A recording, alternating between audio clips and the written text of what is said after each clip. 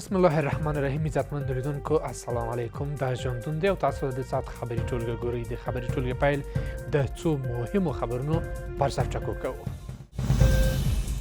له جواز پرته کان کیندنه غیر قانوني او جرم ګڼل کیږي. د کانون او پټرولیم وزارت ویاند همایون افغان وایي وروسته له دې له جواز پرته کان کیندنه غیر قانوني او جرم ګڼل کیږي. خو بلې تاسو پوهیږئ د کاني موادو غیر قانوني خپلسر استخراج یو قانوني جرم دی. قانون پټرولیم وزارت ته هیڅ چا ته په هیڅ صورت اجازه نه ورکوي. د ملګرو ملتونو سازمان د افغانستان په اړه خپلو پریکړو کې خپلواک نه دی. کارپوهان وایي د ملګرو ملتونو سازمان د افغانستان په اړه په خپلواکه توګه پریکړه نشي کولی چې پر وینا یې یاده برخه کې د هیوادونو تر تاثیر لاندې دي. ټول ملګري ملتونه چې دي هغه یو عاجزه اداره ده، ډېر عاجزه اداره ده. اسلامي امارت په نړیوالو قضایاو کې خپل موقف د اسلامي او ملي ګټو پر بنسټ تعریف کړی. د چارو شنونکي وایي اسلامي امارت په نړیوالو قضایاو کې خپل موقف د اسلامي ارزښتونو او ملي ګټو پر بنسټ تعریف کړی. نړیوال سیاست او د سیمې پر امنیت ژور اغیز لري، که څه هم چې د اوربند موضوع مطرح شوې او منل شوې هم ده. درنو لیدونکو سلامونه، وخت مو پخیر. له جواز پرته کان کیندنه غیر قانوني او جرم ګڼل کیږي. د کانون او پټرولیم وزارت ویاند همایون افغان وایي وروسته له دې له جواز پرته کان کیندنه غیر قانوني او جرم ګڼل کیږي. ښاغلی افغان وایي چې له نن وروسته تر راتلونکو شپږو میاشتو ټول هغه کاني توکي چې په غیر قانوني توګه استخراج شوي ثبتوي او اړونده ولایتونو کې د شرکتونو ریالټۍ ته په کتو ورته د صادراتو او انتقالاتو اجازه ورکوي. د چارو شنونکي د کانون او پټرولیم وزارت له دغه اقدام هرکلی کوي او وایي چې راتلونکي پړاوونه دې په دقیقه توګه د یاد وزارت لخوا نظارت کړل شي. د کانون او پټرولیم وزارت ویاند همایون افغان وایي په هیواد کې پرته له جواز څخه کان کیندنه غیر قانوني او جرم ګڼل کیږي. ښاغلی افغان وایي چې له نن وروسته تر راتلونکو شپږو میاشتو ټول هغه کاني توکي چې په غیر قانوني توګه استخراج شوي د یاد وزارت لخوا ثبت کوي او اړونده ولایتونو کې د شرکتونو ریالټۍ ته په کتو ورته د صادراتو او انتقالاتو اجازه ورکوي. خو بلې تاسو پوهیږئ د کاني موادو غیر قانوني خپلسر استخراج یو قانوني جرم دی. قانون پټرولیم وزارت ته هیڅ چا ته په هیڅ صورت اجازه نه ورکوي تر څو کانونه په غیر قانوني او خپلسري ډول باندې یا له جواز پرته استخراج، انتقال یا خرڅ کی. د یاد وزارت ویاند ټولو هغه کان کیندونکو ته خبرداری ورکړی که دغه موده کې کوم شرکت په غیر قانوني توګه استخراج شوي توکي ثبت نه کړي بیا د ثبت او انتقال اجازه نه ورکول کیږي. افغان وایي له سرغړونکو سره به قانوني چلند وشي. د دې اعلامیې په خپلولو سره قانون پټرولیم وزارت یو ځل بیا ټولو معدنکارانو ته یادونه کوي هغه مواد چې استخراج شوي دي دوی مکلف دي چې د شپږو میاشتو په موده کې د قانون پټرولیم وزارت سره ثبت کړي او ریالټي تحویل کړي. البته د شپږو میاشتو وروسته په هیڅ صورت باندې هیڅوک نشي کولی چې کاني مواد خرڅ کړي یا د انتقال غوښتنه اجازه وغواړي. د چارو شنونکي د کان کیندنې پر مهال د جواز شتون اړین بولي او د کانونو او پټرولیم وزارت وروستۍ پریکړه ستایي. دوی ټینګار کوي چې د جوازونو اخیستل له دولت څخه د نظم په رامنځته کېدو کې مهم رول لري. دا پریکړه نظم رامنځته کوي ځکه د خپلسرې کان کیندنې مخه نیسي. خصوصي شرکتونه د دولت قانون ته پابندیږي. په ټوله معنا موږ ویلی شو د قانونو په بخش کې شفافیت رامنځته کیږي او د دولت عواید هم ډیریږي. د نظر خواندان د کانون او پټرولیم وزارت وروستۍ پریکړې څخه په هرکلي سره وایي چې کانونه باید د رسمي جواز په درلودلو سره د مسلکي او تخصصي کسانو لخوا استخراج شي. زما په نظر د کانون او پټرولیم وزارت بهترینه پریکړه کړې ده، خو د دې چې ډېره بهتره ده د وزارت حق دی چې چون ټول بهر ځمکې، معدنونه، ځنګلونه، سیندونه دا د دولت پر مستقیم رابطه لري او موږ او تاسو د دې لپاره الحمدلله فني او مسلکي اشخاص لرو. موږ انجینر صاحبان لرو د استخراج په برخه کې، د تفاوت په برخه کې. دا چې تر اوسه پورې د معدنونه په غیر فني شکل باندې استخراجېږي، زه خو د دې په سوله کې مخالف یم ځکه دی فقط بمونه انفجار وکړي، مکمل معدن دی یو د یو کاڼي په خاطر باندې مکمل باندې یو کاڼي دوه کاڼي لاسته راشي نو ماته مکمل تخریب کړي. مخکې تر دې د کانونو او پټرولیم وزارت ویلي و چې په تخار ولایت کې د کان کیندنې یو شرکت او عامو خلکو ترمنځ د یو کان پر سر شخړه رامنځته شوې چې مالي او ځاني زیانونه یې اړولي دي. د ملګرو ملتونو سازمان د افغانستان په اړه خپلو پریکړو کې خپلواک نه دي. کارپوهان وایي د ملګرو ملتونو سازمان د افغانستان په اړه په خپلواکه توګه پریکړې نشي کولی چې پر وینا یې یاده برخه کې د هیوادونو تر تاثیر لاندې دی. کتونکي وایي چې ملګرو ملتونو تل د افغانستان په باب منطقي تګلاره نه ده غوره کړې، خو یو شمېر سیمه ییزو هیوادونو په افغانستان کې د اسلامي امارت حاکمیت درکړی او هڅه کوي چې له افغانستان سره خپلې اړیکې لا ورغوي. د ملګرو ملتونو سازمان هغه بنسټ چې د افغانستان په اړه د 4 کلونو په تیریدو سره لا هم کومه پریکړه نه ده کړې. نیوکه دا دي چې دغه سازمان ولې د 4 کلونو په تیریدو سره ونه تواني چې د نړیوالې ټولنې او افغانستان ترمنځ د مناسب ډیالوګ لپاره زمینه وربرابره کړي. کارپوهان د نیوکې په ډول وایي څه باندې 4 کلونه تیر شول خو نړیواله ټولنه د اسلامي امارت رسمیت پیژندنې برخه کې ناکامه وه چې په خبره یې د ملګرو ملتونو سازمان د زبرځواکو هیوادونو په واک دی او اجازه نه لري چې د افغانستان په څیر هیوادونو پر وړاندې په خپلواکه توګه پریکړې وکړي. دوی وایي ملګرو ملتونو سازمان تل د افغانستان په باب دوه مخی سیاست درلود. د ملګرو ملتونو غونډې چې دي دوه طرف لري، یا مثلا دوی دا غونډې د دې لپاره کوي چې د افغانستان حالات ارزیابي کوي چې کوم ځای ته رسېدلي دي.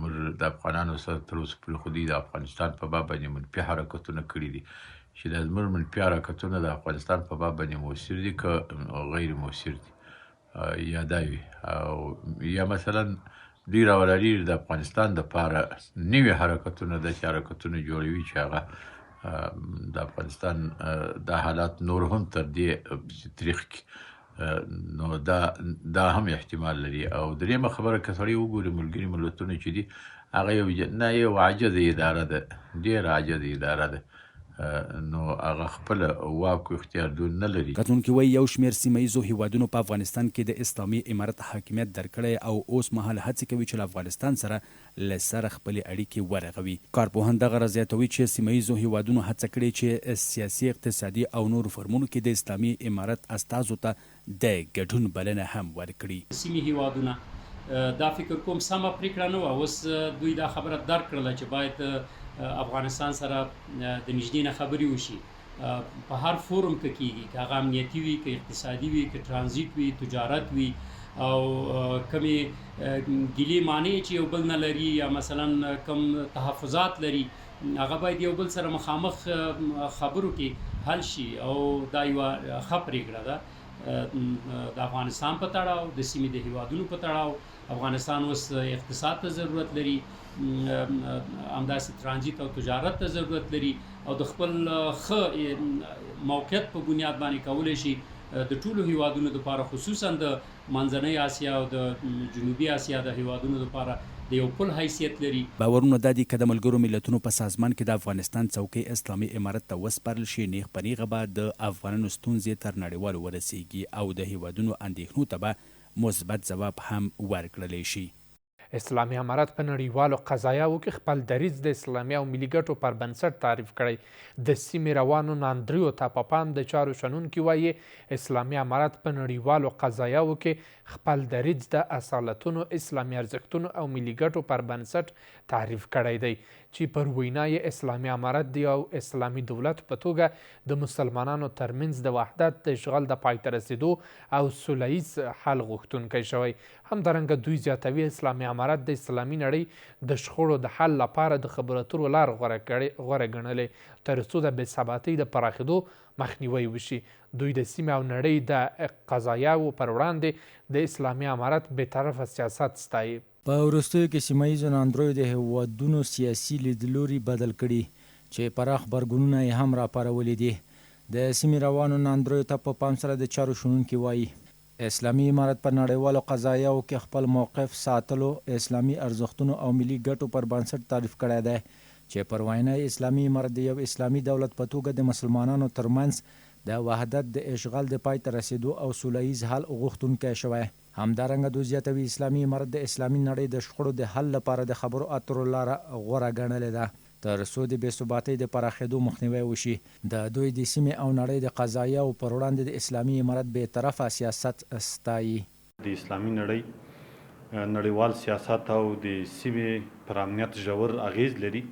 که څه هم چې د اوربند موضوع مطرح سوي او منل سوي هم ده، خو دا تقابل نه یوازې د فلسطین له قضیې سره تړاو لري، بلکې د مذهبي، سیاسي او ستراتیژیکو اختلافاتو یو مظهر هم ده. په داسې حساسو شرایطو کې د افغانستان اسلامي امارت تر حاکمیت لاندې فکر کوم د نوي سیاست او تعامل پړاو ته داخل سوی. د اړتیا له مخې امارت په نړیوالو قضایاو کې خپل موقف د اصالتونو، اسلامي ارزښتونو او ملي ګټو پر بنسټ تعریف کړی. دغه راز کتونکي د ایران، اسرائیل او امریکا په وروستیو تاوتریخوالو کې د اسلامي امارت بهرنۍ پالیسۍ اغیزمنه یادوي او وایي چې د دغو هیوادونو په جګړو کې اسلامي امارت ښه سیاست لوبولی دی. دوی وایي په عین حال کې اسلامي امارت تل هیوادونو ته د افغانستان له ادرسه ډاډ ورکړی چې د افغانستان خاوره به د نورو پر ضد ونه کارول شي، چې په عمل کې هم ثابته کړې ده. دا چې په منځني ختیځ کې جامع ایران د دغو ترمنځ یوه نښته وشوه چې په دا نښته کې دواړو لورو ته ډېر زیات نقصانات واړولی شول. امریکا هم پکې لاسوهنه وکړه، بمبردمان یې وکړو. نو د دې نه موږ باید الهام واخلو چې په اوسني عصر کې څه شي ته اړتیا لرو. زما په فکر اسلامي امارت هم دغه ټکي ته متوجه شوی دی چې د دې دپاره موږ باید په عصري علومو باندې فوکس ولرو چې ترڅو د ځان نه د مشروع دفاع دپاره وسایل ولرو. او علاوه د دې نه د اسلامي امارت په دې جګړه کې خپله هغه بهرنۍ پالیسي چې اختیار کړې ده ډیره مثبته ده. هغه دا چې بېپارې، متوازنه او اقتصادي محوره پالیسي ده چې د دغې پالیسۍ په رڼا کې موږ وکولی شول چې هر هغه څه مو چې ویلي وو هم وساتل. دا په داسې حال کې ده چې اسلامي امارت تل ویلي چې له ټولو هیوادونو سره اقتصاد محوره او نیکې اړیکې غواړي او ټینګار یې کړی چې د هیڅ هیواد په کورنیو چارو کې به د مداخلې هڅه ونه کړي او نه چاته اجازه ورکوي چې د افغانستان په چارو کې لاسوهنه وکړي. د سوداګریزو لارو تړل کېدو پاکستان ته میلیارډونه ډالر زیان اړولی. افغان پانګوال وایي له پاکستان سره د لارو تړل کېدو له امله یاد هیواد ته په میلیارډونه ډالر اقتصادي زیان اوښتی. دوی د اسلامي امارت هغه دریځ هم ستایي چې پاکستاني توکو پر مخ د افغانستان دروازې وتړلې. اقتصادي شنونکي بیا د کابل په باب د اسلام آباد په سیاستونو نیوکې کوي او وایي چې تل یې سوداګریز مسایل له سیاست سره تړلي دي او دغه راز وخت نا وخت یې د افغان سوداګرو پر مخ دروازې تړلې دي. نږدې شاوخوا 3 میاشتې کېږي چې د افغانستان او پاکستان ترمنځ سوداګریزې اړیکې په ټپه ولاړې دي چې تر دې دمه د دواړو خواو سوداګرو ته هم په پراخه کچه زیان اوښتی دی. خو د سوداګرو ترڅنګ پاکستان حکومت دا ځل افغان لوري سره د دروازو بندېدو سره په میلیارډونه ډالر زیان وکړ. همدې ته په پام سره افغان پانګوال وایي چې پاکستان له افغانستان سره د رامنځته شوې ستونزې له امله په میلیارډونه ډالر زیان لیدلی دی چې پر وینا یاد هیواد به تل د افغان سوداګرو پر مخ خپلې دروازې تړلې. دوی د اسلامي امارت هغه دریځ هم ستایي چې د پاکستاني توکو پر مخ د افغانستان دروازې وتړلې. د پاکستان او د افغانستان د لارې بندېدل، تجارت او راکړه ورکړه هغه په صفر تبدیلیدل دا د دواړو ملکونو په تاوان وشو. خصوصا 60% افغانستان پکې تاوان کړی او 30% پنجاب پکې تاوان کړی، خو 50% هغه د پښتونخوا د خلکو هغه پکې متضرر شوي دي. خصوصا د پاکستان افغانستان سره 2 میلیارډ نه زیات صادرات ول چې هغه تقریبا په صفر بدل شوي او د افغانستان د ترانزیت نه په لوړه کچه دوی صادرات اسیا میانه ته کول چې په هغه کې هم دوی زیانمن شوي. یعنی که موږ د پاکستان د اقتصادي مبصرینو ته وګورو نو پاکستان په میلیارډونو ډالر تاوان کړی دی. یوازې تاوان نه دی چې دوی خپل هغه باغدارانو میوې د لاسه ورکړي، هغوی خپلې په ډیرو برخو کې دوی باندې په ولس باندې هم منفي تاثیر کړی. اقتصادي شنونکي بیا د کابل په باب د اسلام آباد په سیاستونو نیوکې کوي او وایي چې تل یې سوداګریز مسایل له سیاست سره تړلي دي او د غراض وخت ناوخت به د افغان سوداگرو پر مخ دروازې تړلې. شما میفهمین دلیل اصلی متوقف شدن تجارت با پاکستان این است که هر از گاهی پاکستانی ها بنابر دلایل مختلف مرزها را میبستند و تجارت افغانستان را با مشکل مواجه میکردند و سوی هم تجار و باغدارای افغانستان زمان سیزن که فرا میرسید اینا متضرر میشدند. به اون حال بود که امارات اسلامی افغانستان تصمیم به خاطر مردم افغانستان و به خاطر تجارت افغانستان گرفتن و تجارت با پاکستان متوقف ساختن که خوشبختانه هیچ گونه تاثیرات منفی بالای افغانستان نداشت. برعکس افغانستان تانست با کشورهای متعدد وصل شود و تجارت خود به شکل نرمالش ادامه بده. این پاکستان بود که هم در کوتاه مدت و هم در دراز مدت متضرر شد و خواهد شد. د یادونې وړ ده چې پاکستان له تیرو 4 لسیزو راهیسې له افغانستان سره هر اړخیزه مسایل له سیاست سره تړي چې د همدې فشار څخه په ګټې اخیستنې خپل هر اړخیزه نامشروع ګټې هم خوندي کړي دي. کابل او اسلام آباد د شته مسایل د خبرو اترو له لارې حل کړي. کارپوهان د افغانستان او پاکستان رامنځته شوې کړکېچ ته په پام سره وایي دواړه هیوادونه یو بل ته اړتیا لري او لازمه ده چې شته مسایلو د ډیپلوماتیکو لارو چارو حل کړي او په دغه برخه کې پر ډیالوګ ټینګار کوي. تحلیل کوونکي زیاتوي چې له افغانستان سره د پاکستان له لوري د لارو بندښت له امله ډېر زیان اسلام آباد ته رسېدلی دی چې پر وینا یې په دې هیواد کې ورځ تر بلې سیاسي او اقتصادي وضعیت پیچلی کیږي. وروسته له هغې چې د کابل او اسلام آباد ترمنځ اوږده کشاله رامنځته شوه په تړاو یې سعودي عربستان، ترکیې او دوحې د اړیکو بیرته رغېدو لپاره هڅې وکړې چې تر دې دمه پورې کومه مثبته پایله نه تر سترګو کیږي. همدې ته په پام سره کتونکي د دواړو هیوادونو ترمنځ د مسایلو د حل لپاره ډیالوګ باندې ټینګار لري او وایي چې پاکستان او افغانستان یو بل ته اړتیا لري نو لازمه ده چې شته ستونزې د ډیپلوماټیکو لارو چارو څخه حل کړي. دوی زیاتوي جګړه د هیڅ لوري په ګټه نه دی او ټینګار دا دی چې هیڅ هیواد باید هڅه ونه کړي چې د افغانستان په کورنیو چارو کې لاسوهنه وکړي. په نړیوالو مسایلو کې قوانین شته، منشورونه شته، مواد شته، موادات پراته دي او دغه مواداتو مطابق باید زمونږ سره کړنې او رفتار وشي او هغه دا چې زمونږ په ملي مسایلو او جغرافیه کې څوک باید ګوتې ونه وهي. زمونږ داخلي مسایل ته څوک په وزمین نظر نه که په ښکته نظر ګوري ونه ګوري او د بله پلوه شته مشکلات باید د نړیوالو نورمونو او قوانینو د مخه زر تر زره حل شي ځکه دا د دواړو په طرفو په خیر باندې نه ده.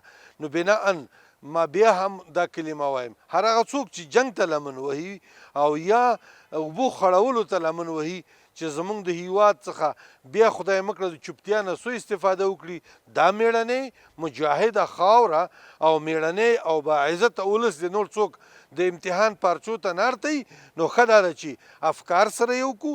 تحلیل کوونکي زیاتوي افغانستان سره د پاکستان له لوري د لارو بندښت له امله ډیر زیان اسلام آباد ته رسېدلی چې پر وینا یې په دغه هیواد کې ورځ تر بلې سیاسي او اقتصادي وضعیت لا پیچلی کیږي. کارپوهان ټینګار لري ګټورې خبرې د دواړو هیوادونو لپاره مثبت پیغام درلودلی شي چې د ستونزو پراختیا به د کابل او اسلام آباد لپاره زیان اړونکې وسی.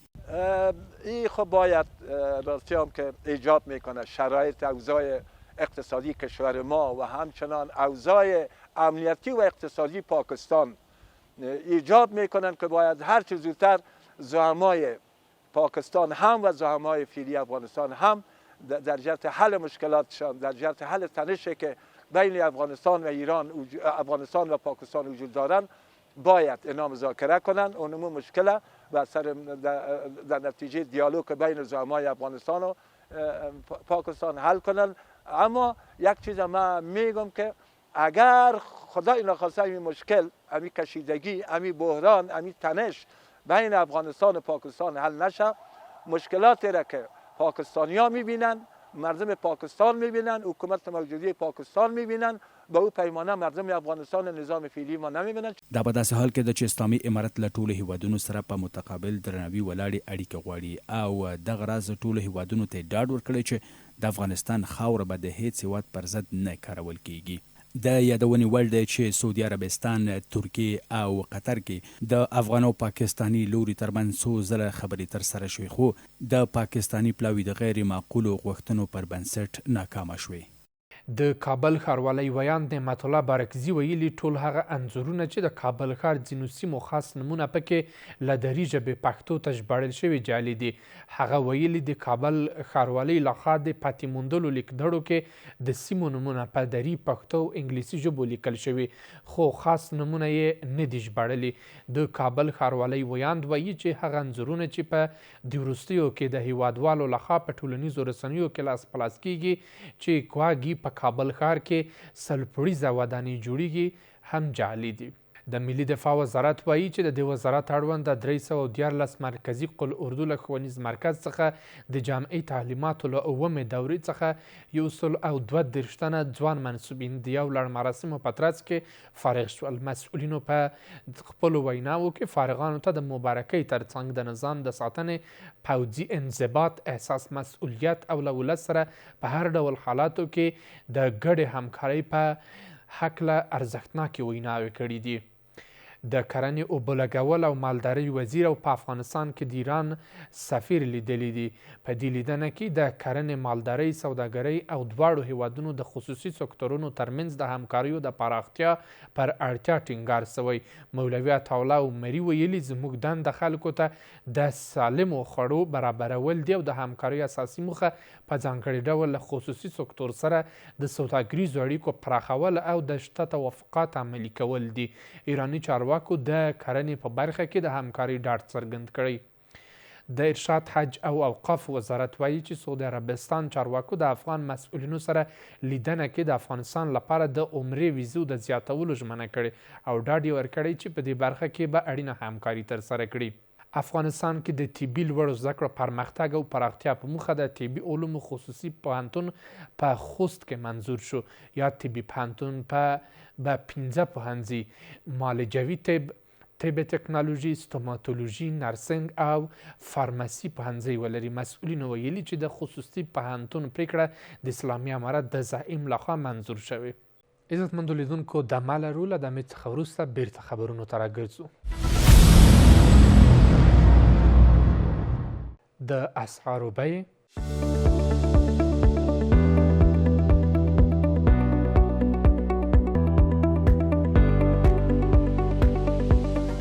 یو امریکایي ډالر 6.8 افغانۍ 15 پوله، یو پاوند 88 افغانۍ 9 پوله، یو یورو 28 افغانۍ 9 پوله، یو د اماراتو درهم 18 افغانۍ 9 پوله، یو د سعودي ریال 18 افغانۍ 18 پوله، زر پاکستاني کلدار 240 افغانۍ، زر ایرانی تومان 45 پوله، زر هندي کلدار 915 افغانۍ. اوس هم د هوا حالات.